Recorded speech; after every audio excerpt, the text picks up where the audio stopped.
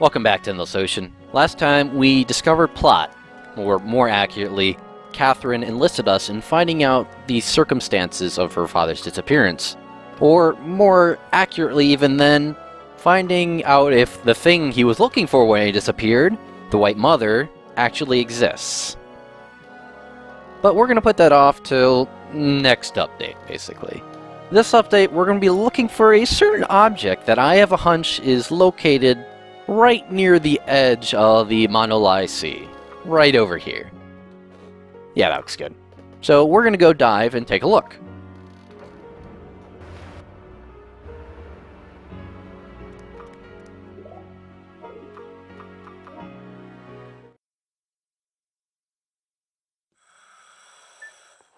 I suppose this would be an interesting time just to talk about my experiences in diving, or more particularly, my experiences in getting certified for diving. See, I started diving actually in my early teens? Pre-teens, actually, thinking about it, when I got a PADI Junior open water diver's license. Which is a bit odd, I suppose, but it was just something to do. And the certification process is pretty much the same as the adult one anyways, it's just they don't trust you to dive on your own kind of thing. So I earned my license through PADI, which is just one of several such organizations throughout the world that do offer licensing for divers. It's not mandatory in order to dive. Obviously, you're not going to get arrested in the water for diving without a license. It's more for buying supplies and for getting on boats. Some boat services require, if you're going to use them to dive, that you have to have your license. And it's generally very well recommended so you don't get yourself killed, which is always a plus. Ah, seahorses. Ooh, Crown Seahorse even. Our dear friend Tears HTML is going to tell us a little bit about them. Hippocampus coronatus, or the Crown Seahorse, is a small Japanese seahorse. In the past, Hippocampus sidonis, or Shiho seahorse, was thought to be a member of Hippocampus coronatus, but morphometric and genetic data on the two suggest that they are distinct species. The Crown Seahorse gets its name for the tall crown on its head. It also has irregular spines protruding from its body. Its skin is yellowish, mottled with dark brown and black. Instead of scales, it has a layer of skin stretched over bony plates that are visible rings on its body. Like other seahorses, its head is held at a right angle to its body, and it has eyes that can move independently to each other. It also has a prehensile tail. The Crown Seahorse and other seahorses swim by rapid movement of their dorsal fin, and steering with their pectoral fins. They grow to around 3 to 4 inches in size. The Crown Seahorse inhabits the water around Japan, living near the seafloor in seagrass and sargassum, preferring water temps around 73 degrees Fahrenheit, 23 degrees Celsius to 78 degrees Fahrenheit, 26 degrees Celsius. They are predatory, eating tiny fish, shrimp, and plankton.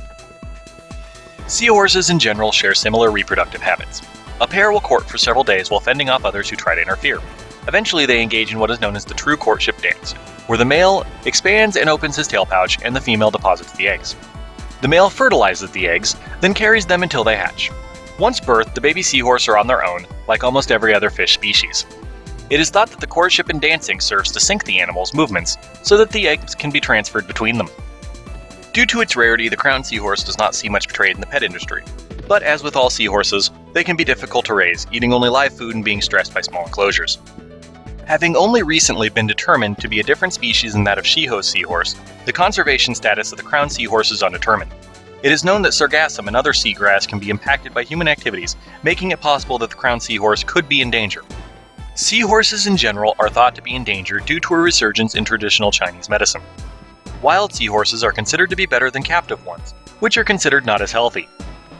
As many as 20 million seahorses may be caught each year for this purpose.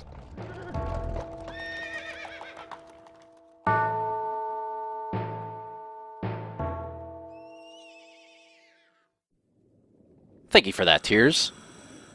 Anyways, the licensing process when I got my PADI license some years ago was that I had to take a class, which was actually a physical class, for about a few weeks, where they had to take a few quizzes and you had to do a kind of educational thing, where this kind of went over a book that you could buy. It's very money driven, to be honest. and I learned basically the core fundamentals of diving. In the midst of this, I also did a first pool dive, where they basically take you to a pool, or it can be equivalently any sort of very easy dive location. And you do just an intro dive with the equipment, where you get familiar with it. You do some underwater testing of procedures involved with using your equipment. Then usually you have to do a certain amount of qualifying dives, which are, I think, around 3 dives, where you have to just go underwater. You have your dive instructor. They just make sure you're following proper procedure. You do a few exercises when the water show, yes, I know how to clear my goggles. Yes, I know how to spin. You know, just very little things, very simple. My 3 qualifying dives weren't too bad, though the 3rd dive was probably my least favorite dive I've ever done. It was actually done off of a beach in the middle of winter in the Gulf of Mexico. Admittedly, it wasn't as bad as, say, the Atlantic, but it was still really cold. It was really miserable. We got into the water, you couldn't see shit because the surf was knocking sand into the water, so it was totally incoherent where you were. It wasn't enjoyable at all. Couldn't see anything. There were no fish, so it was like, ugh. Oh well. I got my license, and I got to dive in much better places after that. So, there you are. And these are Commerson's dolphins. And as you notice, they are quite tiny. I think I could probably manage to tell you a little bit about them. A little. Commerson's dolphin, Cephalorhynchus commersoni, is a rather smallish dolphin. It's not the smallest, mind you, that being its cousin, the Hector's dolphin, more specifically its critically endangered subspecies, Maui's dolphin. Still, it's pretty small. It grows to at most about 1.5 meters, 5 feet in length. Look how cute these guys are! Look at them! Commerson's dolphin is very typically dolphin in behavior. It's extremely active and is often seen within its range, jumping out of the water, spinning and twisting around, as well as bow riding behind fast-moving boats. Like most dolphins of its size range, it primarily feeds on fish and squid, though they do eat some crustaceans as well. A rather interesting thing about Commerson's dolphin is its range. It's found in 2 very disparate areas. The largest population is found offshore of southern Argentina, near the Strait of Magellan and the Falkland Islands. The other population lives 8,000 miles away near the Kerguelen Islands, in the middle of the southern Indian Ocean.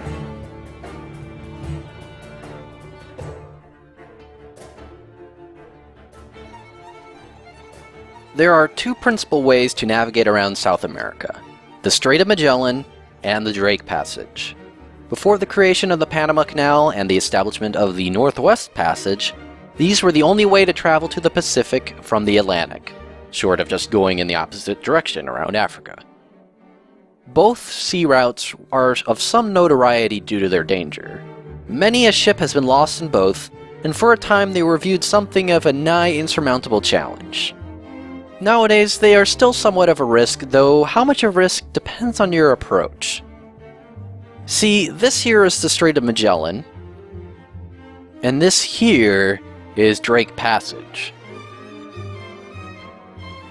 The strait is a narrow route between the mainland of South America and Tierra del Fuego archipelago. The strait often has troublesome currents and drafts that can make navigation tricky for larger vessels, as well as any smaller vessels that rely on sails. The winds there can flat out stop a sailing vessel from making any headway whatsoever. Factor in the narrowness of the strait and its winding direction changes, and you have a passage that puts ships at great risk. On the other hand, the Drake Passage is a broad passage between Cape Horn and Antarctica in the south. This route is dangerous because it's essentially the focal point for the Antarctic Circumpolar Current, which pushes a massive amount of water through the passage. The seas are extremely rough and treacherous, and it's frequently quite icy. It's particularly dangerous to small vessels, powered or sailing, though it's really the only option for any sort of sailing ship or large vessel. so the Strait of Magellan is preferable if a ship is small to medium in size and self-propelled, as then it can power through the troublesome wind conditions and currents without being pushed around too much, and can handle the narrowness of the passage more easily. Drake's Passage, on the other hand, is preferable if the vessel is sailing or large, as the open sea makes navigation much easier for those vessels, even if that open sea is quite dangerous and rough in and of itself.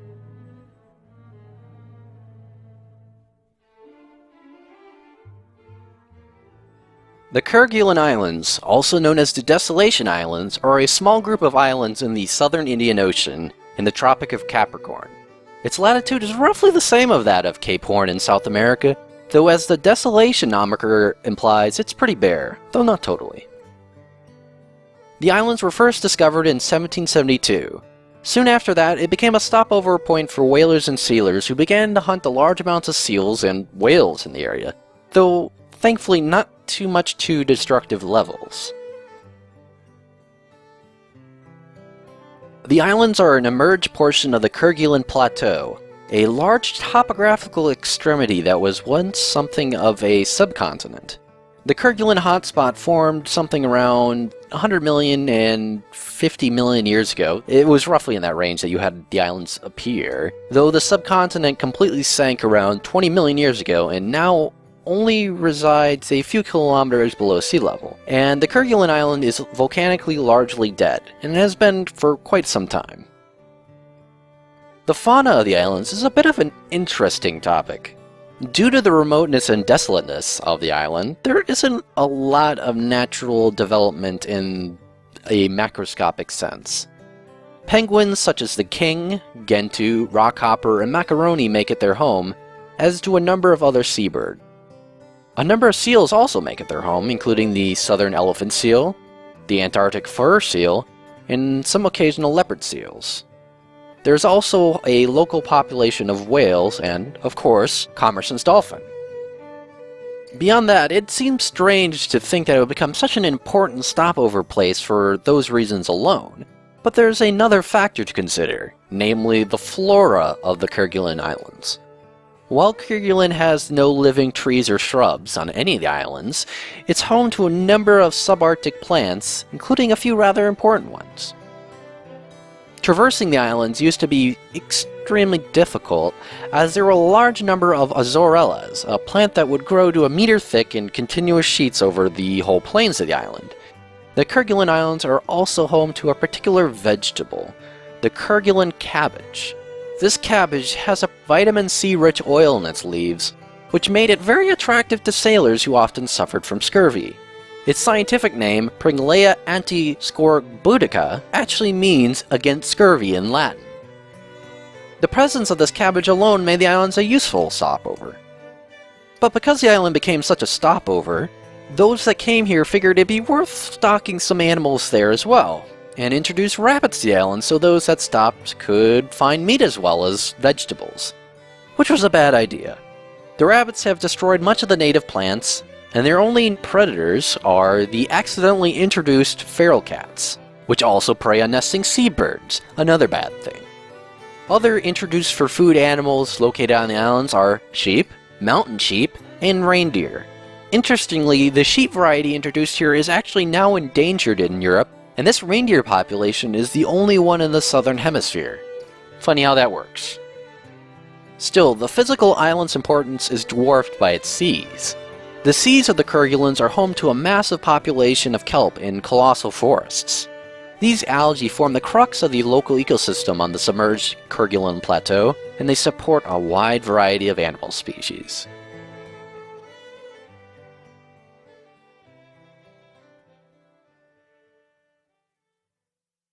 Okay, that was a wee bit indulgent. I'll admit I went a little over the top there, but I hope the topics were interesting at the very least, even if they were marginally totally irrelevant. Marginally totally, man. Yeah, I guess that kind of works. No, well, not really. A marginal part of a total part is just a marginal part. Oh well. Item drops in the game are kind of strange. There are permanently located items that you can always find in the same place no matter what you do, and there are entirely randomized items that you will never find consistently in any place, and you have a small chance of finding them everywhere every time you dive. Basically, it makes it so you have no chance of finding every item in this game, even if you spend 300 hours in it. Okay, maybe you can find everything, but even the people who have the OCD enough to do, say, FAQs about this game haven't found everything. There's a lot of emptiness in their catalogs, and it's entirely possible that some items you can't get in the game. And that's exactly why I'm not going to 100% this game for you. It's not really worth it. Endless Ocean 2, it's a lot more possible and a lot more reasonable, and I may do it then, but I'm not doing it this game, so I hope you forgive me that I don't go looking for every little hidden bauble everywhere. I will get the ones that have certain in-game effects, though. You might notice I've been collecting compass components, for example. In a few videos, those might be of some use. I'll see with that.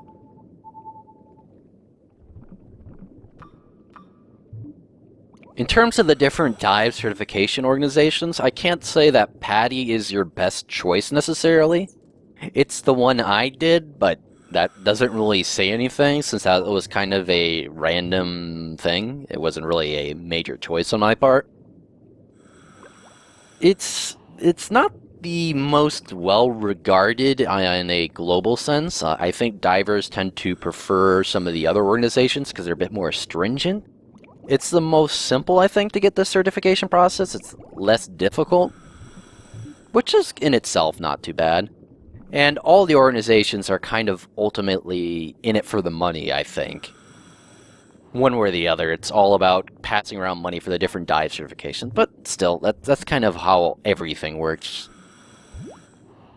I didn't dislike PADI too much, though I'm sure people have different opinions on it than I.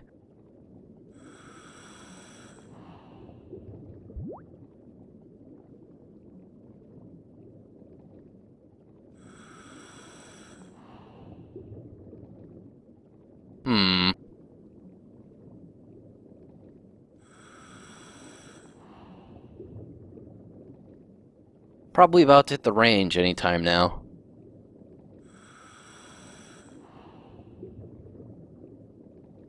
Yep, there we are. Oh well, we found 2 fish, we found a compass component. That's pretty good, I think.